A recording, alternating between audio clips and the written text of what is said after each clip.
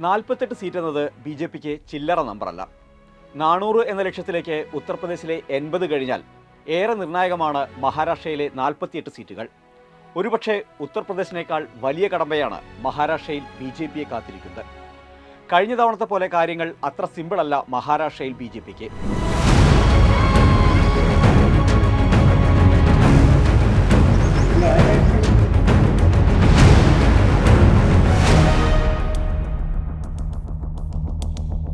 പഴയ സഖ്യകക്ഷിയായ ശിവസേനയെ പിളർത്തിയും NCPയെ പിളർത്തിയെടുത്തും സംസ്ഥാന ഭരണം പിടിച്ചെടുത്ത ബി ജെ പിയുടെ ചാണക്യതന്ത്രങ്ങൾ പക്ഷേ ലോക്സഭാ തെരഞ്ഞെടുപ്പ് സമയത്ത് ഫലിക്കുന്നില്ല എന്നതാണ് വസ്തുത.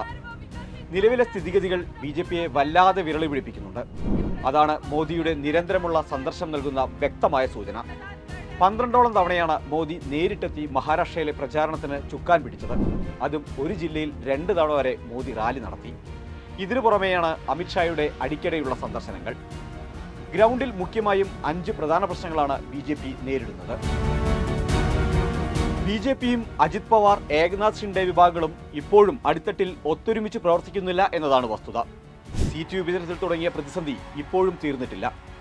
സീറ്റ് വിഭജനത്തിലെ തർക്കം മൂത്ത് പത്രികാ സമർപ്പണത്തിന്റെ അവസാന നാളുകളിൽ മാത്രമാണ് പല മണ്ഡലങ്ങളിലും സ്ഥാനാർത്ഥി പ്രഖ്യാപനം തന്നെ പൂർത്തിയായത്. വൈകി സ്ഥാനാർത്ഥികൾ പ്രചാരണ രംഗത്തിറങ്ങിയത് സഖ്യത്തിന്റെ സാധ്യതകൾക്ക് മങ്ങലേൽപ്പിച്ചു എന്നതാണ് വിലയിരുത്തൽ. മാത്രവുമല്ല, മാതൃസംഘടനകളെ പിളർത്തിയ ഏകനാഥ് ഷിൻഡെയ്ക്കും അജിത് പവാറിനും നേതാക്കൾക്കപ്പുറം ജനങ്ങൾക്കിടയിൽ എത്ര സ്വാധീനമുണ്ട് എന്നതിനും ഈ തിരഞ്ഞെടുപ്പ് ഉത്തരം നൽകും. അഴിമതിക്കാർ എന്ന് മാസങ്ങൾക്ക് മുമ്പ് വരെ ബി ജെ പി ആക്ഷേപിച്ച പലരും സഖ്യത്തിന്റെ സ്ഥാനാർത്ഥികളായി രംഗത്തെത്തിയതും വിനയായി. ബി ജെ പിയിൽ ചേർന്നാൽ ഏത് അഴിമതിക്കാരനും ക്ലീൻ ചിറ്റ് ലഭിക്കുമെന്ന പ്രതിപക്ഷത്തിന്റെ ആക്ഷേപത്തെ ശരിവെക്കുന്നതായി സ്ഥാനാർത്ഥി നിർണയം. ഷിൻഡെ പക്ഷത്തും അജിത് പവാർ പക്ഷത്തുമായി അഴിമതി കേസിൽ അന്വേഷണം നേരിട്ട 1/2 ഡസനോളം പേരാണ് ജനവിധി തേടുന്നത്. ഉപമുഖ്യമന്ത്രിയും സഖ്യത്തിലെ NCP പക്ഷത്തിന്റെ തലവനുമായ അജിത് പവാർ ഒറ്റ മണ്ഡലത്തിൽ മാത്രം ശ്രദ്ധ കേന്ദ്രീകരിക്കുന്നു എന്നതും ബി ജെ പിക്ക് തലവേദനയാണ്. ഭാര്യ മത്സരിക്കുന്ന ബാരാമതി വിട്ട് ഇതുവരെയും അജിത് പവാർ പുറത്തേക്ക് ഇറങ്ങിയിട്ടില്ല.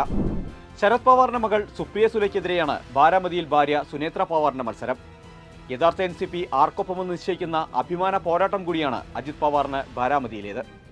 ബാരാമതി മാത്രം ശ്രദ്ധിക്കുന്ന അജിത് പവാർ മോദിയുടെ പൊതുറാലികളിൽ മാത്രമല്ല, സ്വന്തം സ്ഥാനാർത്ഥികൾ മത്സരിക്കുന്ന മറ്റു മണ്ഡലങ്ങളിലും പ്രചാരണത്തിന് പോകുന്നില്ല.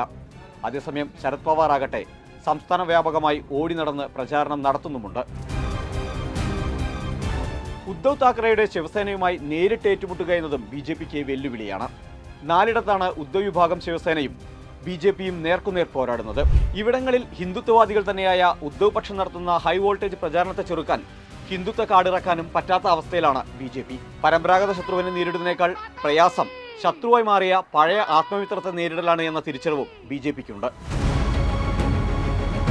സംസ്ഥാന നിയമസഭാ തെരഞ്ഞെടുപ്പ് അടുത്ത ഒക്ടോബറിൽ നടക്കാനിരിക്കെ സഖ്യകക്ഷികളെക്കാൾ കൂടുതൽ സീറ്റ് നേടി ശക്തി തെളിയിക്കുക എന്നതും ബി ജെ പിക്ക് വെല്ലുവിളിയാണ്. ഫലം മറിച്ചായാൽ നിയമസഭാ തെരഞ്ഞെടുപ്പിൽ കൂടുതൽ സീറ്റിന് വിലപേശാനുള്ള ശേഷി ബി ജെ പിക്ക് നഷ്ടമാകും. മൊത്തമുള്ള 288 സീറ്റുകളിൽ 106 കഴിഞ്ഞ തവണ ബി ജെ പി വിജയിച്ചത്. ലോക്സഭാ തെരഞ്ഞെടുപ്പിൽ ബി ജെ പി സഖ്യം 30 സീറ്റിൽ ഒതുങ്ങുമെന്നാണ് റിപ്പോർട്ടുകൾ. അങ്ങനെ സംഭവിച്ചാൽ ഏകദേശം 100 നിയമസഭാ സീറ്റുകളുടെ രാശി തന്നെ ഇത് തിരുത്തി എഴുതും. ഷിൻഡെയ്ക്കും അജിത് പവാറിനുമൊപ്പമാണ് ഭൂരിഭാഗം നേതാക്കളും. എന്നാൽ അധികാരത്തിനായി പാർട്ടിയെ പിളർത്തിയ ഇരുവർക്കുമെതിരെയാണ് ജനവികാരം എന്നാണ് വിലയിരുത്തൽ. സഹതാപ തരംഗം ശരത് പവാറിനും ഉദ്ധവ് താക്കറെയ്ക്കും അനുകൂലമായി വീശിയാൽ മഹാരാഷ്ട്രയിൽ ബി ജെ പി പാടെ വിയർക്കും. ഫലത്തിൽ സ്വന്തം വോട്ടുറപ്പിക്കുന്നതിനൊപ്പം തന്നെ സഖ്യകക്ഷികളുടെ സീറ്റും ഉറപ്പിക്കേണ്ട ബാധ്യതയിലാണ് മഹാരാഷ്ട്രയിൽ ബി ജെ പി.